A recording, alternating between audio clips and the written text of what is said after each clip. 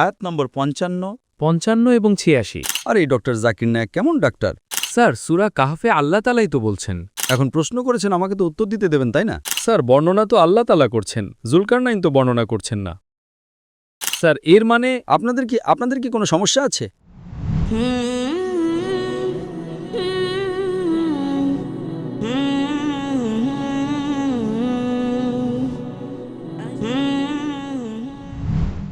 আসসালামু আলাইকুম এবং শুভ সন্ধ্যা। আমার নাম কাশিস মাসি এবং আমি একটি খ্রিস্টান পরিবারের সন্তান। বিজ্ঞান এবং কোরআন নিয়ে আমার একটি প্রশ্ন ছিল। আমি ছোটবেলা থেকেই তুলনামূলক ধর্মতত্ত্বের ছাত্র। তাই আমি ডক্টর জাকির নায়েকের কাছ থেকে আমার উত্তর পেতে চেয়েছিলাম, যিনি তুলনামূলক ধর্মতত্ত্বের পাশাপাশি বিজ্ঞান ও কোরআনে বিশেষজ্ঞ। আমি প্রথম যে রেফারেন্সটি দিতে চাই সেটা সূরা কাহফের ৮৬ নম্বর আয়াত। ৮৫ নম্বর থেকে এই ঘটনাটি শুরু হয় যে জুলকারনাইন সম্পর্কে আল্লাহ তাআলা বলছেন যে জুলকারনাইন এমন জায়গায় পৌঁছালেন যেখানে সূর্য কাদাযুক্ত হ্রদে অস্ত যাচ্ছিল। এরপর একইভাবে একটি ঘটনা যা নবী পাক সাল্লাল্লাহু আলাইহি ওয়াসাল্লামের জীবনের সাথে যুক্ত। নবী পাক সাল্লাল্লাহু আলাইহি ওয়াসাল্লাম হযরত আবু যারের সাথে যাচ্ছিলেন এবং তিনি বলছেন যে, হে আবু যার, তুমি কি জানো এই সূর্য কোথায় যাচ্ছে? তখন আবু যার বলেন যে আল্লাহ এবং তার রাসূলই ভালো জানেন। তখন নবী পাক সাল্লাল্লাহু আলাইহি ওয়াসাল্লাম বলেন যে এটা গরম পানির ঝর্ণায় অস্ত যায়। তো তুলনামূলক ধর্মতত্ত্বের ছাত্র হিসেবে আমি জানতে চাই যে ইসলামের এই যে জিওসেন্ট্রিক যে মহাবিশ্বের মডেল আছে, এটার বিষয়ে আমরা কিভাবে আধুনিক বিজ্ঞানের সাথে সমান্তরালভাবে চলতে পারি। ভাই সাহেব, আপনি সূরা কাহফের রেফারেন্স দিয়েছেন, সূরা নম্বর 18, জি। আয়াত নম্বর 55, 55 এবং 86, 86 এবং 85 আর 86। 85 এবং 86। হ্যাঁ স্যার। এখানে আল্লাহ সুবহানাহু ওয়া তাআলা সূরা কাহফে সূরা নম্বর 18 আয়াত নম্বর 85 এবং 86তে বলছেন, এভাবেই তিনি চলতে থাকলেন যতক্ষণ না তিনি সূর্যের অস্ত যাওয়ার স্থানে পৌঁছালেন। তিনি দেখলেন সূর্য একটি ঘোলা পানির ঝর্ণায় অস্ত যাচ্ছে। এর কাছে তিনি এক সম্প্রদায়কে পেলেন। আমরা বললাম, হে জুলকারনাইন, তুমি চাইলে তাদের শাস্তি দিতে পারো অথবা তাদের সাথে সদয় আচরণ করতে পারো। তিনি বললেন, যে ব্যক্তি অন্যায় করবে তাকে আমরা শাস্তি দেব। তারপর তাকে তার প্রভুর কাছে পাঠানো হবে এবং তিনি তাকে এমন শাস্তি দেবেন যা কেউ শোনেনি। এই আয়াতে, সূরা কাহফের আয়াতে 85 ও 86 আয়াতে আল্লাহ সুবহানাহু ওয়া তাআলা বলছেন, এটা জুলকারনাইনের কথা উল্লেখ করা হচ্ছে। আর এখন পর্যন্ত গবেষণা আর এ জুলকারনাইনকে অনেক মুফাসসির এর সম্পর্কে বলেছেন এটা আলেকজান্ডার হতে পারে, নাও হতে পারে, সেটা একটা গবেষণা। ঠিক নাকি ভুল সেটা পরে আলোচনা করব। আর কোরআনের আয়াত বলছে যে জুলকারনাইন যখন দেখলেন যে ওই সূর্য একটি ঘোলা পানিতে, মানে একটি কর্দমাক্ত পানির ভেতর অস্ত যাচ্ছে মানে ডুবছে। আর তারপর তাকে বলা হয়েছে যে আপনি এই লোকদের শাস্তি দেবেন, পানিশমেন্ট দেবেন, সাজা দেবেন, নাকি তাদের পুরস্কার দেবেন। তো তিনি বললেন, যারা সঠিক পথে আছে তাদের আমি পুরস্কার দেব, যারা সঠিক পথে নেই তাদের শাস্তি দেব। তো এই জুলকারনাইন বলছেন যে আমি সূর্যকে একটি কাদাযুক্ত পানিতে দেখেছি, ঘোলা পানিতে। আমরা যখন সমুদ্রের তীরে সূর্যাস্ত বা সূর্যোদয় দেখি, তখন আমিও দেখি যে সূর্য পাহাড়ের পেছন থেকে উঠছে। তো আমি বলবো যে আমি দেখেছি।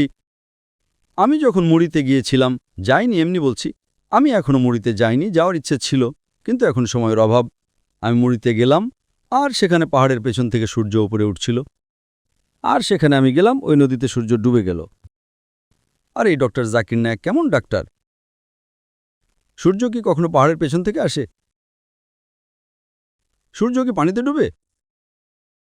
যা দেখা যাচ্ছে আমি সেটাই বলছি। সেখানে তো আর লেখা ছিল না যে আল্লাহ তাআলা বলছেন। স্যার, সূরা কাহফে আল্লাহ তাআলাই তো বলছেন। শুনুন আমার কথা। এখন প্রশ্ন করেছেন, আমাকে তো উত্তর দিতে দেবেন, তাই না? জি স্যার। সেখানে বলা হয়েছে জুলকারনাইন। আপনি ভালো করে পড়েননি। স্যার, এই গল্প আল্লাহ তাআলা বর্ণনা করছেন, কি জুলকারনাইন? আল্লাহ তাআলা বর্ণনা করছেন যে জুলকারনাইন যতক্ষণ না পৌঁছল, এখানে লেখা আছে যে যতক্ষণ না সে সূর্যাস্তের স্থানে পৌঁছালো সে দেখল, সে মানে জুলকারনাইন। আপনি তো পড়ছেন, সে দেখল সূর্য অস্ত যাচ্ছে। জুলকারনাইন দেখল যে পানির নিচে ওই সূর্য অস্ত যাচ্ছে। কে? স্যার বর্ণনা তো আল্লাহ তাআলা করছেন, জুলকারনাইন তো বর্ণনা করছেন না। ঠিক আছে, তো আল্লাহ তাআলা বর্ণনা করেন, জুলকারনাইন যা বুঝেছেন সেটাই বর্ণনা করবেন, তাই না? জুলকারনাইন স্যার আল্লাহ তাআলা আমাদের হেদায়েতের জন্য বর্ণনা করছেন, জুলকারনাইনে হেদায়েতের জন্য নয়। তো আল্লাহ তাআলা আমাদের সেটাই জানাবেন যা জুলকারনাইন বুঝেছিলেন। ভাই সাহেব, আপনি এখানে ইন্টারাপ্ট করবেন না। আল্লাহ তাআলা বর্ণনা করছেন যে ইবলিস ভুল বলেছে, তো আল্লাহ তাআলা তো আর ভুল করছেন না। স্যার এর মানে আপনাদের কি কোনো সমস্যা আছে? আপনারা বোঝেন না এটা বিতর্কের সেশন নয়। আপনি ভুল করেই যাচ্ছেন, আমি ভুল সহ্য করে যাচ্ছি। আপনি 10টা জিনিস বলতে থাকবেন, পুরো ফজর হয়ে যাবে, তবুও প্রশ্ন শেষ হবে না। এটা আপনাদের অভ্যাস। মানুষের ভিড় দেখলে মাইক ধরো আর মানুষকে বোকা বানাও। ইউ আর ট্রেন্ড, আপনারা ট্রেন্ড। আপনি সাধারণ খ্রিস্টান নন, আপনি একজন খ্রিস্টান মিশনারি। নিজেকে বলেন তুলনামূলক ধর্মতত্ত্বের ছাত্র। করার হলে বিতর্ক করুন না। এখানে বিতর্ক করতে প্রস্তুত আছে মুসলমান। আমাকে অনেকেই লিখেছেন যে খ্রিস্টান বিতর্ক করতে চাই, সে যেন বিতর্ক করে। ইসলামাবাদে একটি মুসলিম ডিবেটিং সেশন আছে। ওই প্রথম লোকটা ছিল না যে বলছিল বিতর্ক করো। এখানে কি করে? মানুষকে বিভ্রান্ত করার চেষ্টা করে। কোরআন মাজিদে আল্লাহ তাআলা উল্লেখ করছেন, যদি কোরআন মাজিদে আল্লাহ তাআলা উল্লেখ করে থাকেন, সে দেখল, জুলকারনাইন দেখলেন যে ওই সূর্য পানিতে ডুবছে, তার মানে তো এই নয় যে আল্লাহ তাআলা সেটাকে বলছেন যে এটা ঠিক নাকি ভুল। আল্লাহ তাআলা কোরআন মাজিদে বর্ণনা করেন যে ইবলিস ভুল করেছে, সেটা আপনি আল্লাহ তাআলা কি ভুল তুলে ধরবেন? আপনি তো কোরআন মাজিদ সঠিকভাবে পড়েননি, আপনি জানেন না। आप जानते ही नहीं। আল্লাহ যা কিছুই বর্ণনা করেন,